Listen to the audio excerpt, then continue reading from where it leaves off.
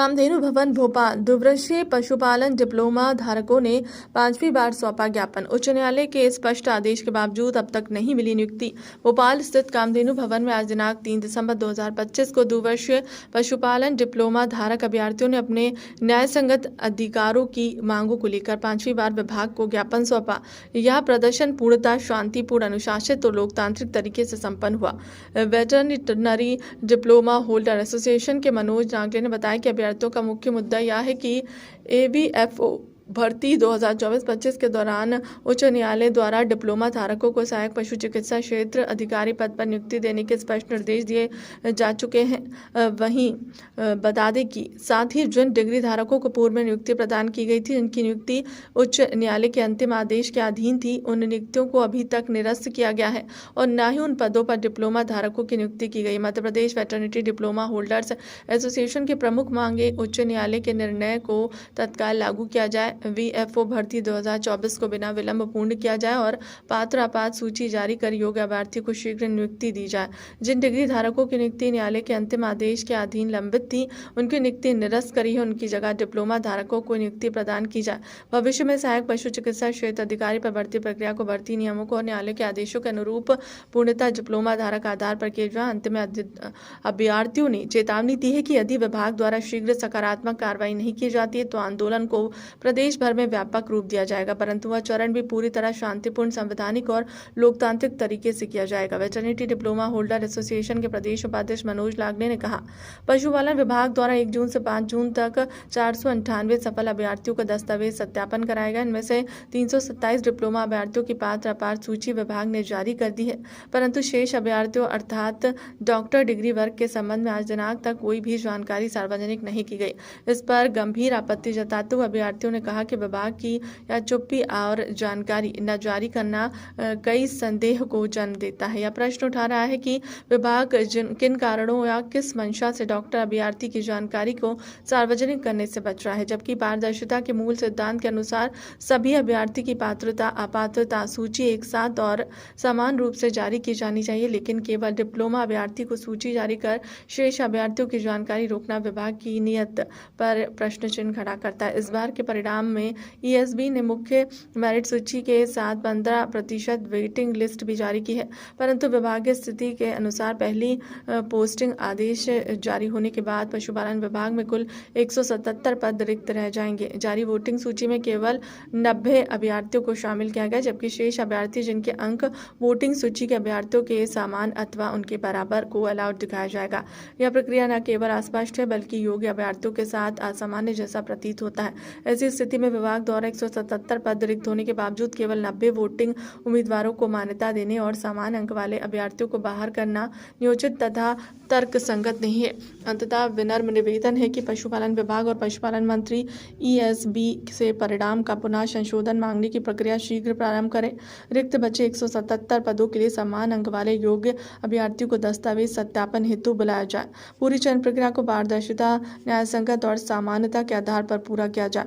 इस बार के परिणाम ESB ने मुख्य मेरिट सूची के साथ 15% वेटिंग लिस्ट भी जारी की है, परंतु विभागीय स्थिति के अनुसार पहली पोस्टिंग आदेश जारी न होने के बाद पशुपालन विभाग में कुल 177 पद रिक्त रह जाएंगे। जारी वोटिंग सूची में केवल 90 अभ्यर्थियों को शामिल किया गया, जबकि शेष अभ्यर्थी जिनके अंक वोटिंग सूची के अभ्यर्थियों के समान अथवा उनके बराबर हैं, उनको नॉट अलाउड दिखाया गया है। यह प्रक्रिया न केवल अस्पष्ट है बल्कि योग्य अभ्यर्थी के साथ अन्य जैसा प्रतीत होता है। ऐसी स्थिति में विभाग द्वारा 177 पद रिक्त होने के बावजूद केवल समान अंक वाले अभ्यर्थियों को बाहर करना न्योचित और तर्क संगत नहीं है। अंततः विनम्र निवेदन है कि पशुपालन विभाग और पशुपालन मंत्री ESB से परिणाम रिजल्ट का पशु संशोधन मांगने की प्रक्रिया शीघ्र प्रारंभ करें। रिक्त बचे 177 पदों के लिए समान अंक वाले सभी योग्य अभ्यर्थी को दस्तावेज सत्यापन हेतु बुलाया जाए। पूरी चयन प्रक्रिया को पारदर्शी, न्याय संगत और समानता के आधार पर पूरा किया जाए। सर, आज जो है वार्तालाप में ये हुई है कि 2024-25 में जो ABFO भर्ती नियम के अनुसार जो भर्ती हुई है, उस भर्ती में जो है विभाग ने अभी तक नियुक्ति आदेश नहीं दिए हैं। लगातार संगठन के माध्यम से और विद्यार्थियों के माध्यम से लगातार प्रेस वार्ता की हमने और उनको लगातार ज्ञापन दिया, लेकिन अभी तक 7 माह बीत चुके हैं। 7 माह बीतने के बाद भी अभी तक नियुक्ति आदेश नहीं दिए गए हैं। जो माननीय उच्च न्यायालय से जो आदेश पारित हुआ था, उस आदेश को भी कहीं ना कहीं दरकिनार करते हुए ये जो है बच्चों के भविष्य के साथ में खेल खेल रहे हैं। तो किस पर क्या नियुक्ति क्या है पूरा मामला सर? नियुक्ति सर, ये मध्य प्रदेश में जो है सहायक पशु चिकित्सा क्षेत्र अधिकारी पद पर नियुक्ति के लिए जो अभ्यर्थी जो थे, इनने परीक्षा क्वालिफाइड की थी।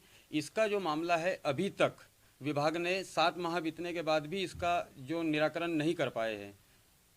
इस मूल्य मामले का मंत्री महोदय से मुलाकात हुई? मंत्री महोदय से कल मुलाकात हुई थी। मंत्री महोदय जी के यहाँ से हमें ये कहा गया है कि आपकी लिस्ट 6-7 दिन में आ जाएगी, लेकिन सबसे बड़ी बात तो ये है कि 7 दिन के चलते मामले में लगभग 7 माह बीत गए हैं, लेकिन अभी तक कोई लिस्ट विभाग के द्वारा नहीं आई है। और कल हम विभाग भी गए थे, कामधेनु भवन, वहाँ पर डायरेक्टर साहब से बात हुई थी, तो डायरेक्टर साहब जी ने कहा कि 1 माह लगेगा लगभग। तो मतलब मंत्री जी के भी जो बयान आए थे इसके पहले पूर्व में दिवाली के समय, तो दिवाली के समय उनने कहा था कि हम दिवाली से पहले लिस्ट डाल देंगे, लेकिन उनने कोई लिस्ट नहीं डाली। यहाँ तक कि मंत्री महोदय जी के भी बयानों को उनने अनसुना कर दिया गया। अब क्या कदम उठाएंगे आगे? आगे सर कदम हमारे ये है कि अगर ये भर्ती नियम में जैसे जो डॉक्टरों को बाहर किया है, ये डॉक्टरों को बाहर करने के बाद में ये आदेश नहीं देते हैं, तो फिर हम सर उग्र आंदोलन करेंगे। ठीक है, पास करो। पशुपालन विभाग द्वारा 1 जून से 5 जून तक जो कुल 498 सफल अभ्यर्थियों का दस्तावेज सत्यापन डॉक्यूमेंट वेरिफिकेशन कराया था, जिसमें 327 डिप्लोमा विद्यार्थी पात्र अपात्र सूची विभाग ने जारी कर दी थी, परंतु शेष अभ्यर्थी अर्थात डॉक्टर वर्ग के जो लोग थे, जो डॉक्टर थे,